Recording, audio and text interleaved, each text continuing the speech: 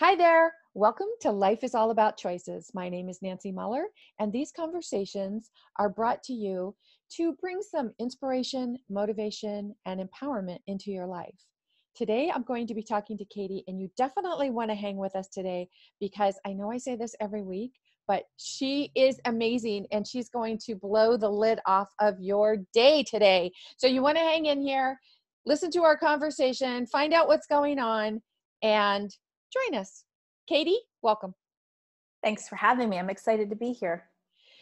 I'm really, really excited for, I say that all the time. I'm really, really excited, but I guess I have a lot of excitement in my life, so that's cool. That's good. That's not a bad thing. No, not at all. So, Katy, before we go any farther, will you share who you are, what you do, and why you're so fabulous? Well, I'm Katy Bray, like you said. I live in San Diego with my amazing husband, my two daughters, and my large entourage of furry babies. And I am a lifelong clairvoyant and empath. And my work is really in the world is really around supporting people in learning how to deeply trust their intuition and to help them really find the places where maybe they're not trusting their intuition and why that is. And I often look into energy patterns, energy leaks, blocks, things like that, just the ways that we commonly get in our own way, despite what we know or despite the work that we've done. Because I don't think it's about being intelligent or wise even. There's just so much more complexity to the human experience. And so I really like to help people sort of peel the onion back using my skills of being able to see energy the way that I do. So that's really my place in the world and where I thrive and where I feel most like just sustained in my soul. It's like sustenance.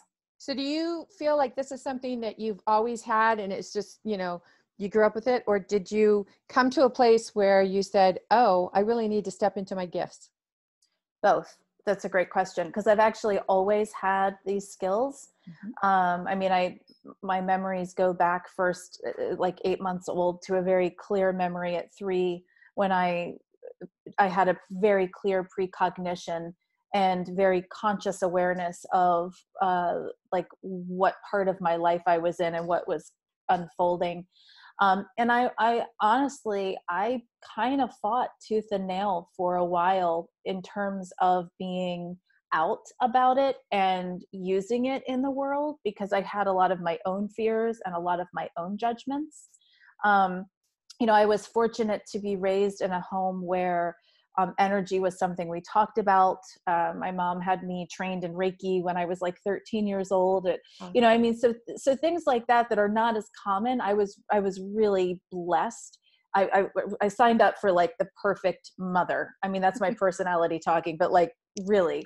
And so even though there was this level of acceptance on that side of things, I think really coming to terms with me being so public about something that often feels scary for other people or threatening to other people when my natural inclination is being a people pleaser. It's something I've had to spend many years recovering from and working on myself.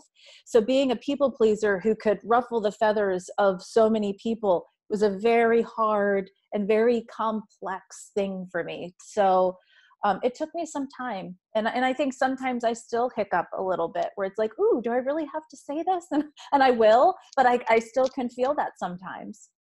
Yeah, I know it can be difficult when you have gifts and talents that are so important and positive and life-changing for people, and you have to second guess yourself and say, Yeah. should I say this? Should I share this? Yeah. Is this person going to get angry? But the thing is, it's better to, and of course, with diplomacy, and Yes. pay attention to what's happening around you. Yes. But the more people that can step into their gifts and talents, that's what you're here for. Yes. So if you're not doing what you So sorry. so if you're not doing what you came here to do, I think he had something to say about He always has something to say about that. He's very bossy. that. But if you're not sharing your gifts and talents, if you're not doing what it is that you came here to do, well, you're going to find some challenges in your life. Things are going to come up because for me, I feel like, the universe will just keep tapping you on the shoulder and bringing events into your life so that you wake up and pay attention.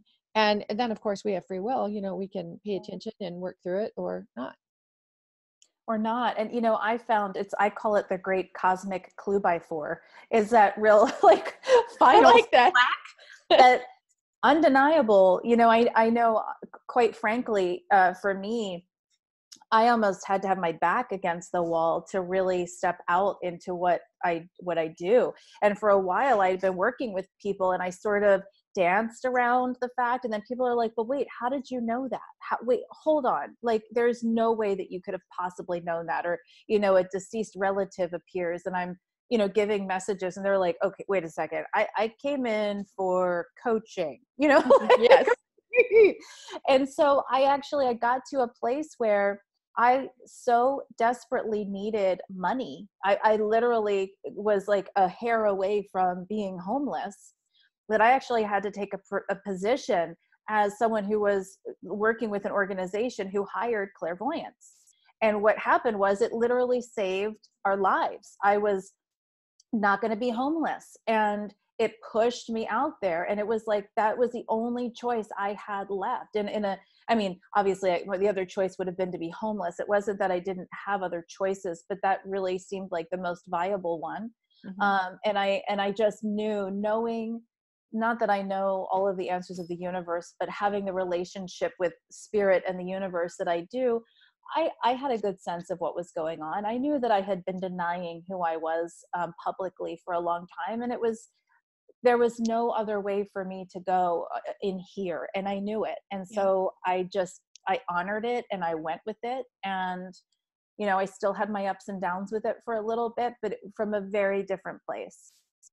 Well, that's why this is called Life is All About Choices. So I love, that you said, yes, of course I had choices, because a lot of times we don't think we have choices. Right. And when we feel like our back is up against the wall and then, so that would be one choice only. This is it. This is all I have. Then when you can start to see, like, maybe there's a second option or a third option, now you start to realize you have choices. And as you realize that you have choices, that is a very empowering understanding, which changes the vibrational energy in a big way.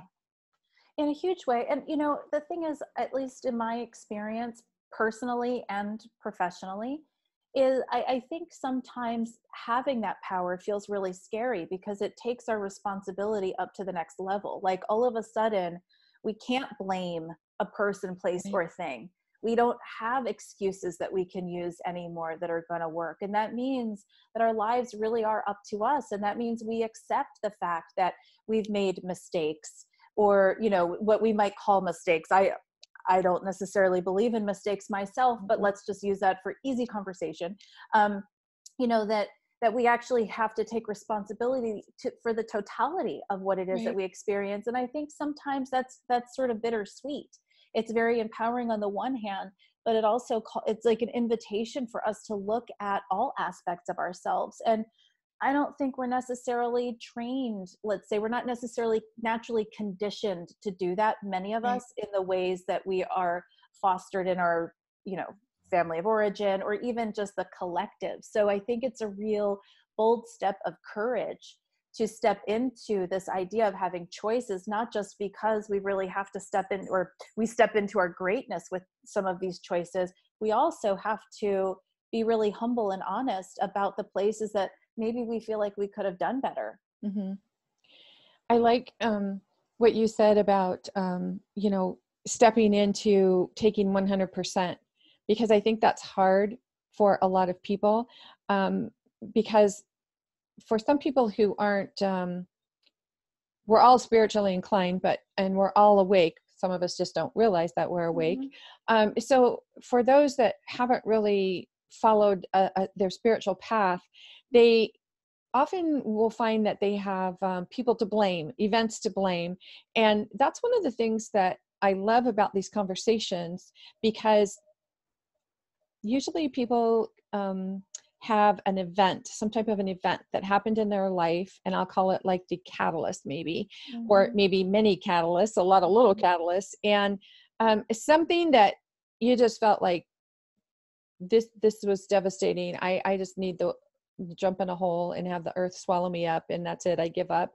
But instead of giving up, they did the process, they did the inner work, and they started to understand, like, life comes from within. We live in to out.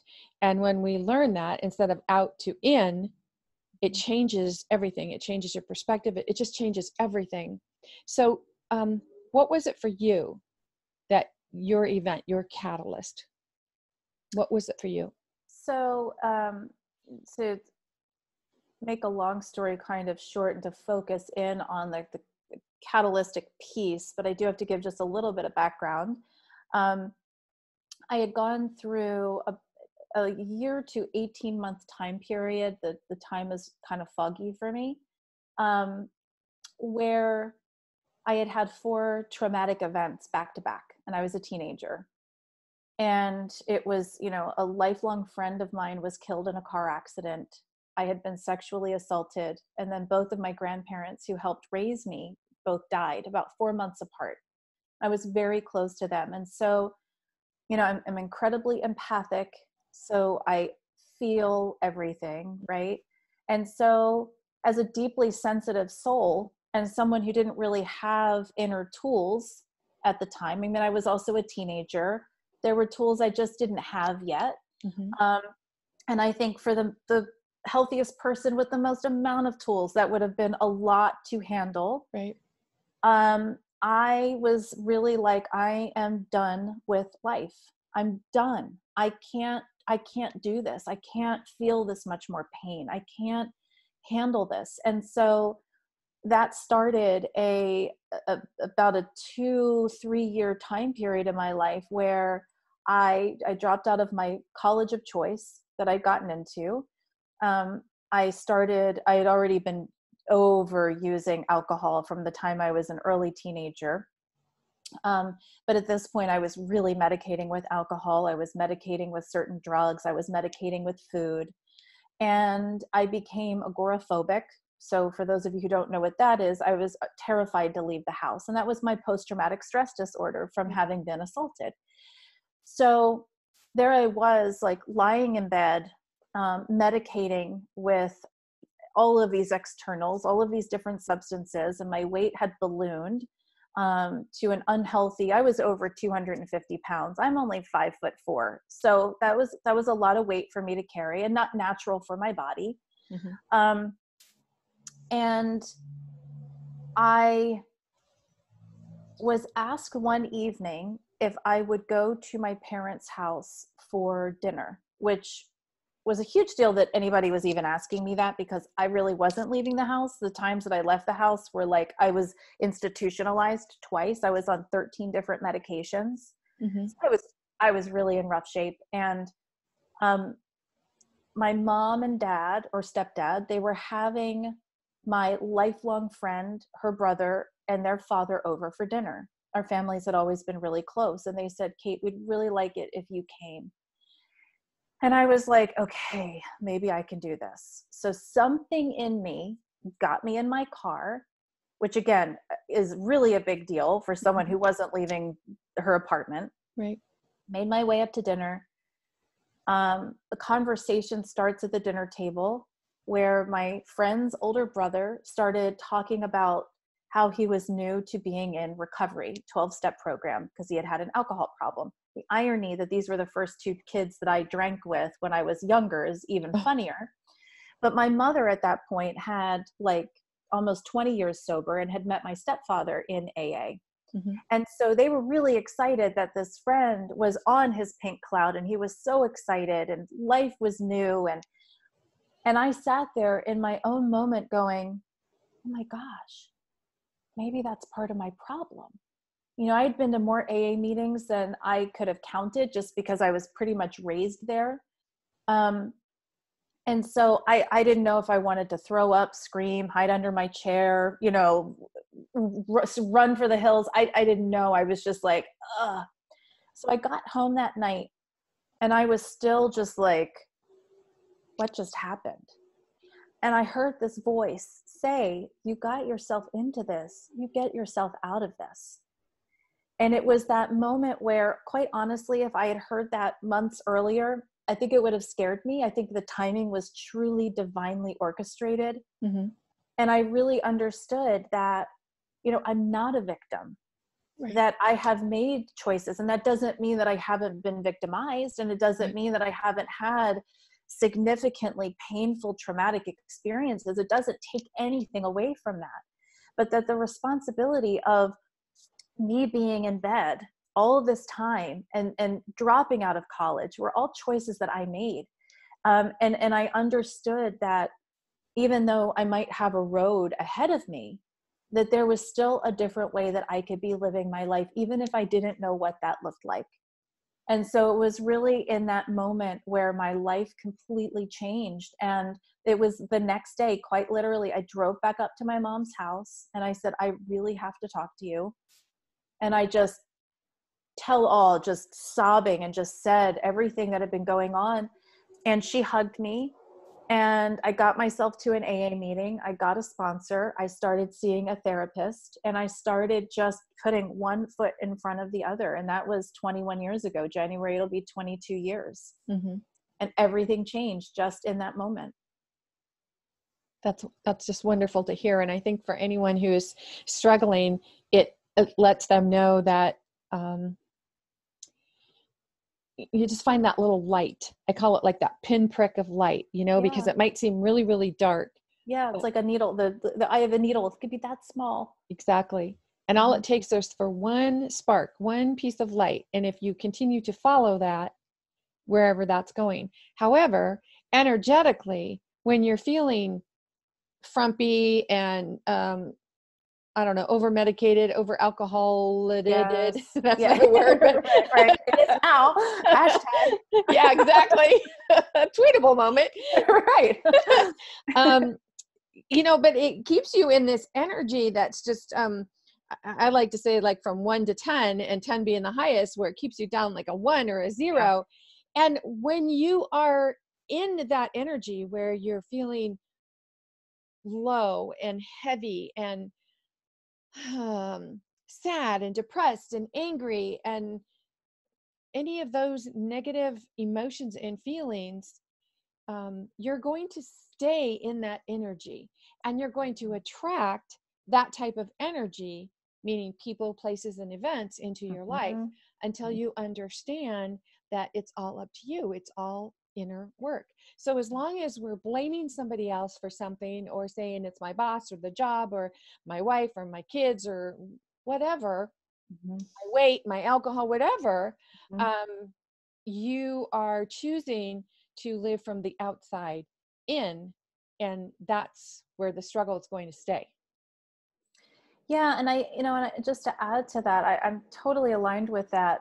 And I think, for a lot of people, and I know I've been here myself, so I'm certainly not speaking from a soapbox, that sometimes there is a difference between wanting to be out of pain and actually wanting to create change.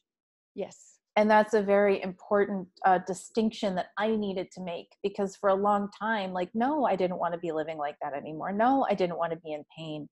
And yet I knew on some level that I was drinking too much. I knew on some level that I was eating too much and eating really unhealthily. I knew that on some level. I would certainly deny it to myself, but I had little moments here and there. And having literally grown up in the rooms of AA, it wasn't like I didn't know AA was there, So, and that's certainly not a shame on you, Katie, statement. It's not at all. It's just that I didn't want to be in pain, and yet I hadn't gotten to that place where I was ready and willing to do what I needed to do to actually show up and make different choices. Well, and I'm a big believer that however long we choose to stay in whatever energy we're in, or thought process or thought feeling or thought emotion, no one has a right to tell us you should be farther along, or you shouldn't be doing this, or absolutely nobody. And if those are the kind of people that you're going to for help, run the opposite way. Yeah. But something you said earlier about you don't believe there is any such a thing as a mistake. I like to share with my clients, I say, if you take the word mistake and you spell it apostrophe or slash take, like mistake, like in the movies, Yes. take one, take Yeah. two. Take two. So whenever something that comes up like a mistake, and you can say, oh, so it's a do-over. Right. I get to Exactly. do it over and over and over until I get it the way that I want it. And Yeah. when you start changing the vocabulary and the words that you change, or pay specific attention to the meaning of the words that you're Mhm. using, for instance, a lot of people interchange eager and anxious. And it's Ah. kind of one of my pet peeves, because if somebody says to me, I'm really anxious to go to the movies, I would go, oh, then shouldn't you not go? Right. I Who mean, if wants you to have sign up for that? anxiety about seeing Right. this movie, I mean, stay home. That's right. Because the word they want is eager. I'm eager to go to the movies. So, especially in this day of, hashtag LOL, BTW, that kind of thing, where we're taking our words and we're minimalizing them. Yes. We don't really realize the words that are going through our head and how we're not giving full thought to everything. Yes. And everything begins to just feel disjointed, or like it's not making any sense. Misaligned. Exactly. Yeah. Exactly. So, Yeah. Katy, what would you suggest to someone who is maybe, I don't want to say feels like they're in your shoes, but they can relate to your Hmm. story or parts of your story? What do you suggest to them, just to change that energy? Hmm. For me, I feel like there's a lot of ways to do it. And I think it's finding what resonates for me personally. And things that I will often suggest with the people that I work with is something like movement. Mm, Sometimes just like I'm a dancer, and to me that became very, very important. mhm. And I want to say this too, there are people who have different capacities of movement. So it doesn't mean that you have to get up and you know, dance crazy. If you're someone who can't get out of the chair, you move your arms. Mhm. Um, I find that, we talk a lot about how the mind informs the body, but I look a lot in my work about how the body informs the mind, and how energetic we are within our body and how much that's informing our lives. And so if movement in particular is one of my go-tos, because when we start to move, we actually start to move the energy. Yeah. So it's very hard to move energy if we are staying in the same habits that we've always done, because then your energy is still running those same habitual patterns. And so when we engage in movement, we actually start to rattle that a little bit, and it can create that opening. So for me, movement is huge. So is breath work. The breath is, I think, probably the most powerful tool. For me, movement and breath are the two most powerful. I'm a big fan of meditation, but I don't know that that's a first step for a lot of people. I don't even know if that's a fifth step for a lot of people, to be truthful. Right. There's some complexity to that as well. And so even just going on YouTube and, Googling breathwork techniques and seeing what comes up, there are so many. And because, breath means spirit, it's actually a bridge between our mind, body, spirit, and it has the capacity to also move energy and to really call our soul essence more deeply into these physical containers, so that that density that you were talking about starts to feel a little bit of relief, a little bit of release. Mhm. So those are two things that I love. It's funny you would say that, because a couple months ago, I know I did like a live Facebook video or something, and I said, okay, so if you guys really want to shake up your energy, if you really want to do something, come on. And I stood up and I'm like, let's get moving. What can you move? One thing, Mm-hmm. what can you move? And Mm-hmm. after I finished the video, a friend of mine sent me a private message on Facebook, and he's like, okay, whatever. I was sitting here just lounging, watching too many Netflix shows. And he said, I saw your stupid video. And so I got up and I started doing something. And I mean, it's true. I mean, just a matter of getting up and going and get yourself something to drink, a drink of water. Yeah. Um, Going for a walk, whatever. that Yep. movement. And for people who say, well, like, oh, I'm housebound or I'm trapped in this, it's like, there's so much that you can do. I mean, Absolutely. and I think YouTube is just, it's a saving grace for everything. Yeah, it's like YouTube University. You can find whatever you want on Yeah. there, good, bad, and ugly. Chair yoga, whatever Yeah, it is, that exactly. get you going. So, Yeah. when you had the sexual assault, Mhm. what what was it for you that was the kind of like the way for you to love yourself again through that? That's the best way I'm going to say that. Well, again, as a recovering people pleaser, for me, there was a lot of lessons about boundaries in that situation. And just for clarification, that I'm not suggesting that there was something that I did that called that in, and I needed to look at the overall picture, that I had serious boundary issues in my life, and people pleasing was one of them. And so of course, going into this was not my fault. I didn't cause it. But what can I learn from this? Which did take me some time, of course, because when it happened, I was about 17 years old. I wasn't ready to look at it like that. In fact, I had even more guilt because I was dating my high school sweetheart at the time. And the part of me that couldn't believe it was like, I didn't just cheat, right? Like that was actually where I went, because it would have, because I'm just a very loyal person, and that would have really like broken my heart. And so I actually, that added to my sense of, oh my God, did I just do, like, what just happened? So for the self-love, it took some time to catch up. And some of it for me was learning to love my body.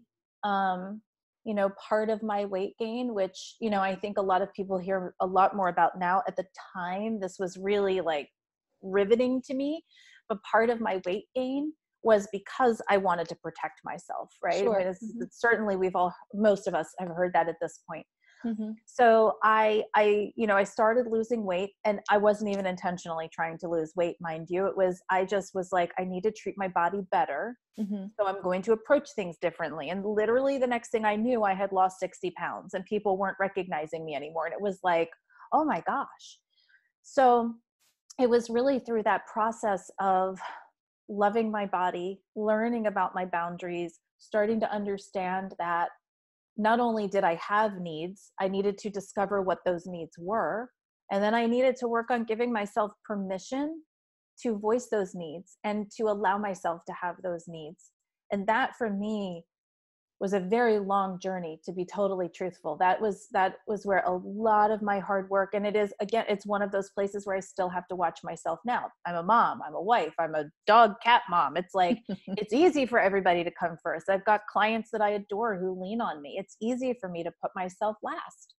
And so that's a boundary thing. That's forgetting that it's forgetting that I have these needs that I need to be responsible for. So I'm still watching that, but I'll tell you, the bulk of my sort of learning to love myself through it was really looking at all the places that I was not honoring myself and just honoring my basic needs. I think that's so important, the distinction that you made there about loving yourself, the boundaries, as well as understanding that being victimized does not make you a victim. Right. And what happens after the victimization, about your beliefs, what is your belief about it? And like you said, one of your beliefs was, did I cheat? So, when your thought process is wrapped heavily around that, now your choices are going to be based on your beliefs as well. Right. So how you judge yourself, how you see yourself, how you see others, whether you're going to be able to work through it and release it, all of these things. So knowing what your beliefs are around anything that's happening in your life also helps you to see what the feelings and emotions are that are attached to those beliefs. So if it's a limiting belief that's no longer serving you and you're looking for a way to release that, getting in touch with, first of all, the belief, and then the feelings and emotions that are attached to that belief is, I feel, like you said, meditation might be the fifth step, because meditation is difficult for some people, especially if you're trying to work through something and then you sit down and you're like, oh, okay, somebody told me I'm just going to meditate, so I'm just quiet my mind. And all you're doing is sitting there thinking about the thing you don't want to think about, Right. Like, wow. Yeah. And so it's so important to know where your thought process is going. and Yeah. why it's going there. And what are these words that keep coming over and over and over? And are you using the correct words for how you're feeling, thinking, and believing? Yeah, absolutely. The other thing I want to add is, again, it took me time to see it this way. This wasn't like at 17, I was like, oh, but I will say that, I see the victim is very prevalent in our world, Mm-hmm. and it's really sort of its own archetype. And on the other side of the victim is actually the victor, Right. the one who's victorious. That's the same energy as the victim. It's on the same playing field. It's just different sides of the spectrum, and then there's everything in between. And so, I feel like ultimately, the times in my life since then, and since I've started doing a lot of that work on myself, that when I feel that sense of being victimized by a person, place, or thing, or whatever it is, I remember that it's an invitation for some part of me that is victorious, that is wanting to come to life and wanting to come online. And that's just sort of the invite of, oh, this is what is asking to come to life in me right now. And it doesn't mean that that's a quick, like, oh, great, Yeah. but it certainly, it sort of turns a little flashlight on and points me in a direction that's more life-giving versus life-draining. And that's what I really look for when I'm doing my work. Does it feel life-giving to me, or does it feel like it's draining my life force? That's another important distinction, because when you see it as an invitation, it's basically like if you can give yourself permission to just say, oh, I simply strayed too far from where I want to be. Yeah. And I mean, think about it like going for a walk in the woods. Oh, I just went too far off this path. Yes. Now I'm kind of lost. So I just need to meander back and find my way again. And but we're so hard on ourselves, don't you think? Yeah. One of the things that I say often is, I think it's the sort of for lack of a better term, the ego in us. And I'm actually a big fan of the ego. I have very strong feelings about ego conversation in the collective, but it is sort of that unhealthy ego aspect that demands perfection of us and sort of denies process, where it's the soul in us and the higher aspects of us that understand on a very deep level that process is the nature of life. Process is expansion. It's all a process. We're not meant to just be there. So I just feel like when I'm in a place for myself where I'm demanding perfection and not being easy on myself, that I've entered into a realm that is not good for me. I'm basically being my own abuser. I am a victim to myself. Oh, that's very well put. I really like that. And when you think about it, it's like we came here to learn something, to feel through something, to um, work through, or your karmic journey, whatever Mm-hmm. soul contract, Mm-hmm. whatever it is for each person. But so if you're frustrated with yourself or judging yourself that you're not there, basically it's like, well, you didn't decide to come here to be there, Right. And Right. Not one of us has arrived. no. and that's what's interesting too, is because when we start to be really, really hard on ourselves, the kindest thing that we can do is to step back and say, okay, how can I be easier? How can I make this lighter? How can I? And when you start to think about it in those terms, it almost sounds like something that comes up for me. It almost feels like you just disengage from life, like you're just Yeah. apathetic, like, Yeah. all right, well, then I'm just going to not care. Right. And it's not that we don't care, but we're not giving it the weight or the volume or the focus and the energy of being so important or so, I don't know, monumental. We're just allowing. Yeah. Yeah. Which I think is also courageous, to be gentle in ourselves and to allow, because, we have a lot of, again, collectively, that's not what we are told to do. Mm-hmm. And that doesn't mean that that's what we ought to be doing. I think it's just to say that it is a bold act of courage to not buy into this idea that, you know, bigger is better, more is better, excess, grandiosity, I need to look like this, I need to be like this, I need to have this much money, I shouldn't have done that. All of those things is like, no, we have a choice of bowing out of that. And that does take a lot of courage, but we all have that courage. I truly believe that we have that courage. It's one of the things that we all come here with. It's just, do we give ourselves permission to access it and to really act on behalf of that courage? What do you suggest to someone who's not been very kind and loving to themselves, who's really hard on themselves and judgmental? What would you suggest be the first couple steps, so to speak, to step out of that?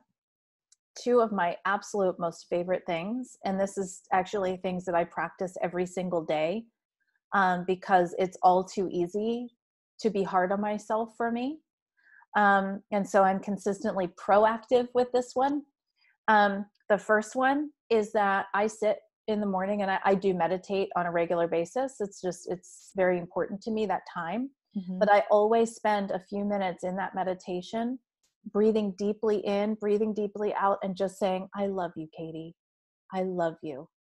And I highly recommend that to everyone, to consistently just sit and really be present to saying, I love you. I'll say it to myself a lot as I'm going to bed too. It's very, very powerful. It seems incredibly simple. It's very powerful. It's funny. There was another one. It escapes me. I don't know why. Well, think about that one for a second, but adding on to what you were saying, I was taught to look yourself in the mirror, right in the eyes, and say that. Look yourself right in the eye and say, I love you. You're amazing. You're wonderful. Yeah. And I find that so easy to do. I couldn't say exactly when that got very easy for me to do. Mm-hmm. But when I am talking to someone who says, I can't do that, there's just no way. I think, all right, so let's just take this in small steps. Maybe you can look in the mirror and just look at your hands, or, I don't know, look at the top of your head, something where you'll allow yourself to just start, seeing the perimeter first and then coming down. And when you can get to your eyes, I just really do feel like it's like the soul of, looking inside of you. And as you start to just look at yourself, I think the first time I ever heard this was Jack Canfield was talking about the mirror exercise. And he said one day he was standing in front of the mirror and he was like, I love you. I love you. And he said his wife walked in and he's like, I think I went a little too far. But that's really funny. It's like when you just practice saying, hey, you're awesome. And what it is that you want to hear from someone else. Like maybe you say, oh, my husband never says, I don't know, compliments me on this or that or whatever. You can do it for yourself. Yeah. And yes, it's nice to hear it from someone else. But if you can't say it to yourself and believe it with all your heart and soul, you're not going to believe it when someone else tells you anyway. Absolutely. I see that a lot with clients. You are not opening yourself up to really receive it if you cannot give it to yourself. It's very hard to be receptive and trust it. And receiving and trust. I mean, that's like the basis of everything. Yes. Whether if you can't receive money, you can't receive love, you can't receive friends, you can't receive, that promotion at your job. Receiving is so important. And if you can start with one little exercise of telling yourself how much you love and trust yourself and just watch where it goes from there. It like blooms like a flower. Yeah, it does. I thought about the other thing. I remember the other thing. So this sort of puts a little twist to what you were asking, but it's an important one in my viewpoint.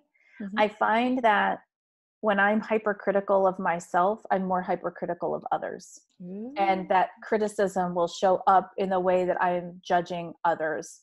Often it's usually related in traffic. That's usually where my personal ones show up. Indeed. It's probably more, honestly, it's more there than it is anywhere. It's great practice ground for me.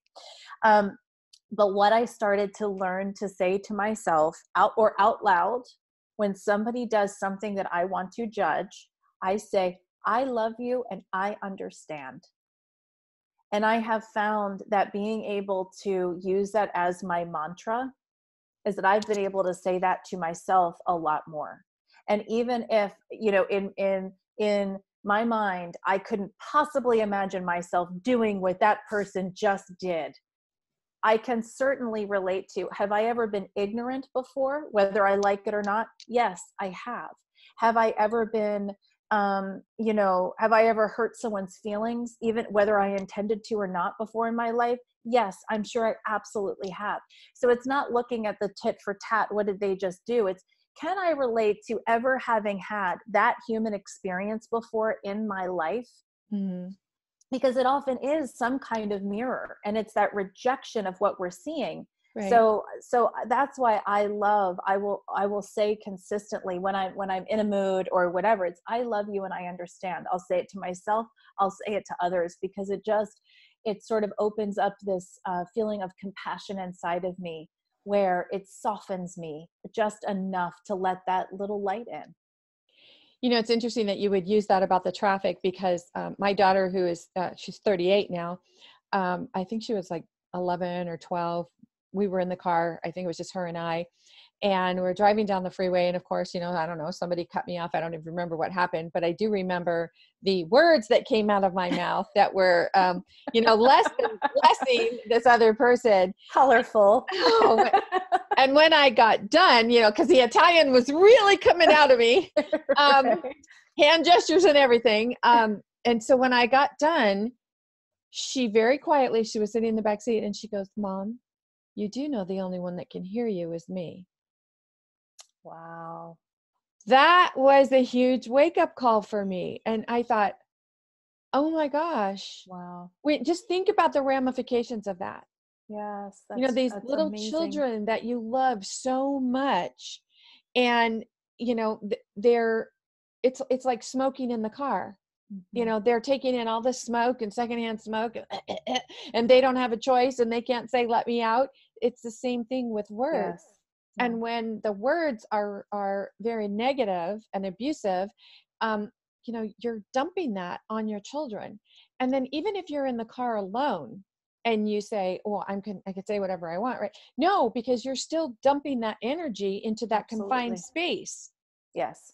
And when you think about it that way, and you just think about, okay, so if you're doing that, and then every person on the 405 is doing that, look look at what you're It's a building. lot of psychic debris. It is.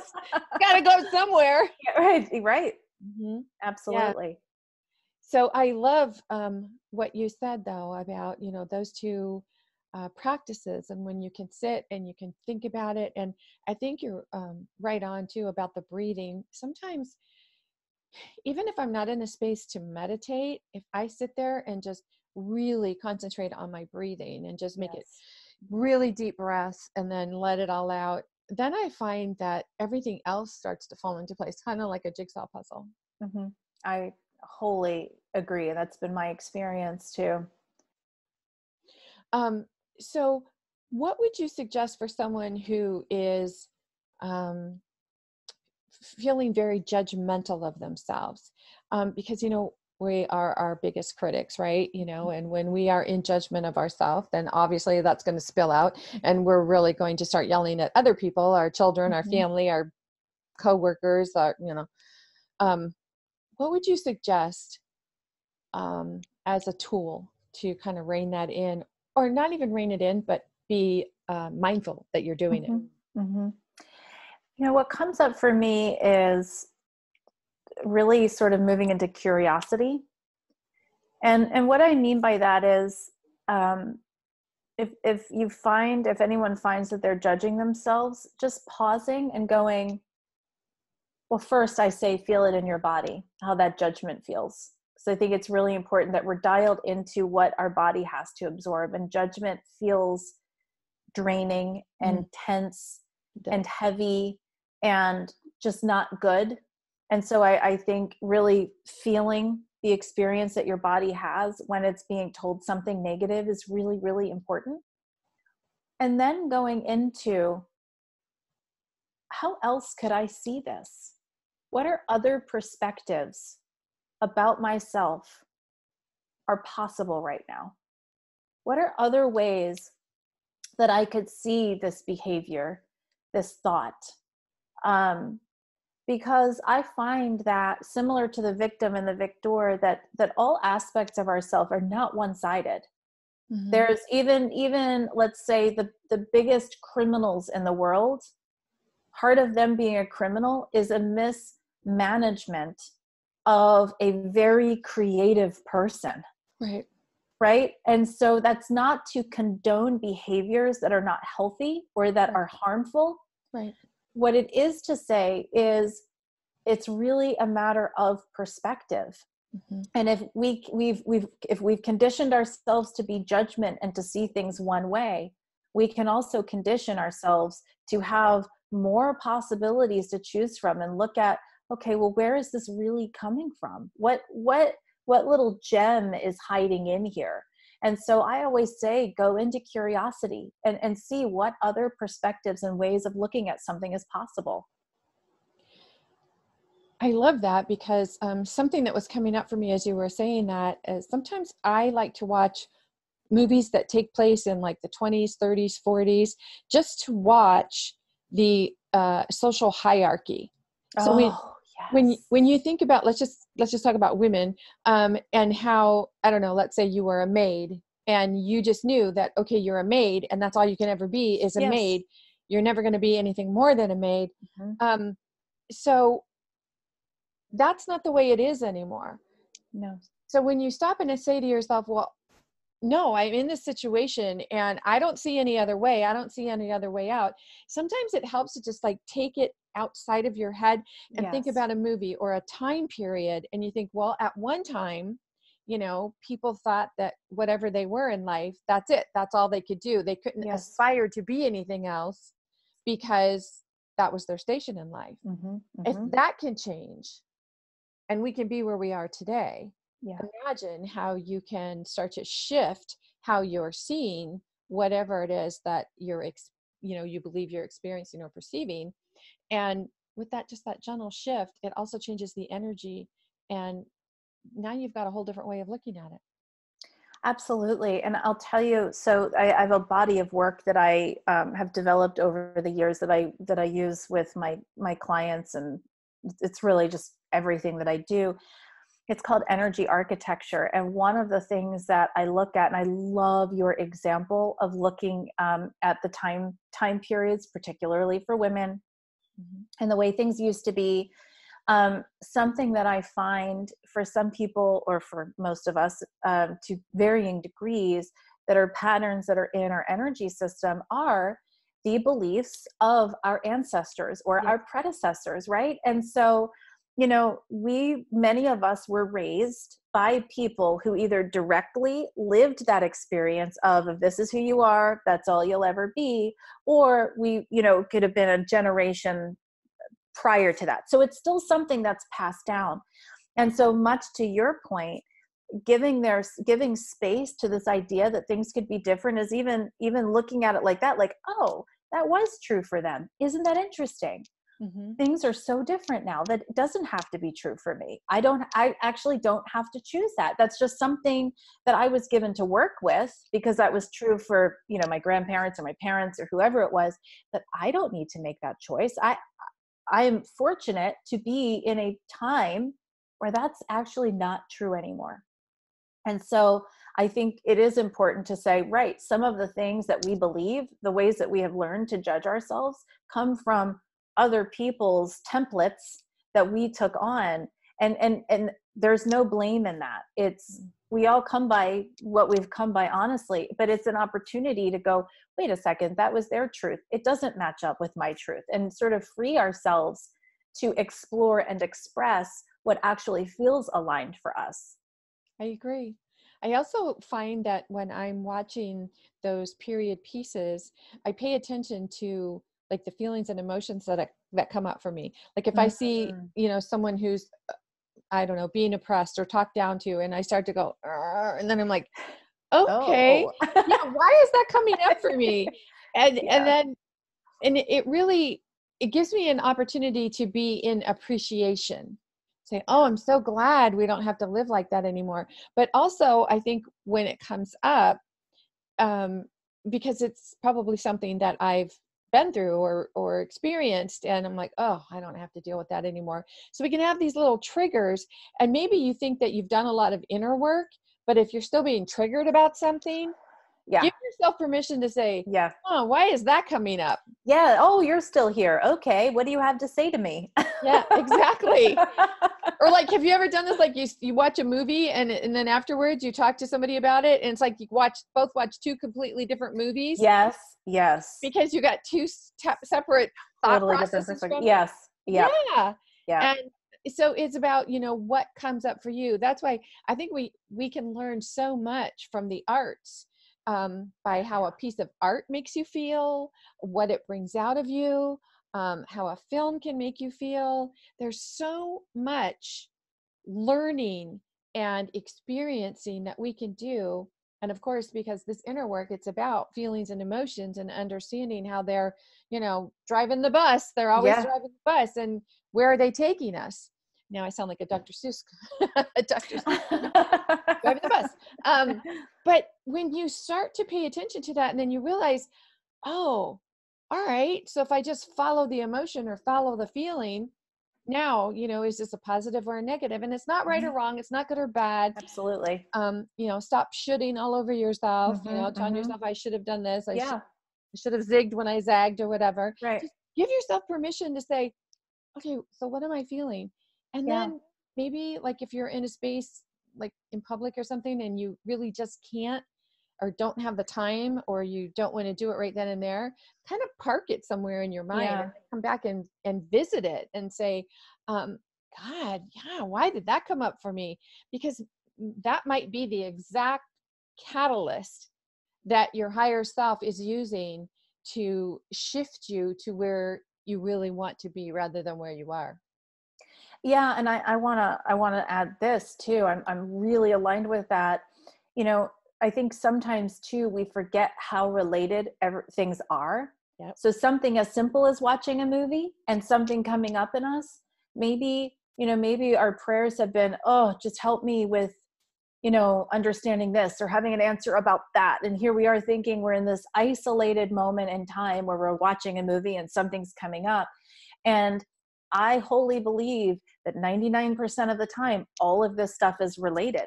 I do too. That those feelings and emotions are really here to be our sacred guides home into ourselves as our greatest teachers.